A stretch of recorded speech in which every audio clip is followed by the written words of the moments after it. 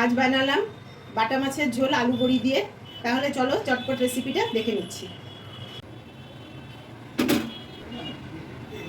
তেল, বাটা মাছ, হলুদ লবণ মাখানো।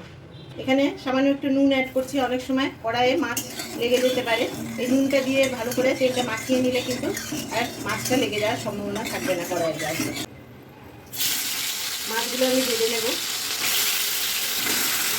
মাছ ভেজে নেওয়ার পরে এবার বড়ি ভেজে নিচ্ছি। এটা বিউলির ডালের বড়ি। কাঁচা লঙ্কা, তেজপাতা, সাদা জিরে ফোড়নে দিয়ে দিচ্ছি আলু। আলু একটু ভাজার পরে টমেটো অ্যাড করছি। মশলা এখানে আছে জিরে গুঁড়ো, ধনে গুঁড়ো, লঙ্কা গুঁড়ো আর হলুদ গুঁড়ো। ভাজার জন্য যতটুকু জলের দরকার অ্যাড করেছি।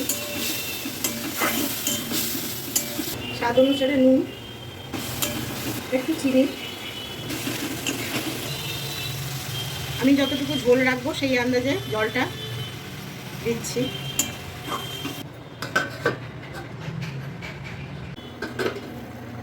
মাছ ভাজা বড়ি অ্যাড করে দিলাম, চিড়ে রাখা কাঁচা লঙ্কা।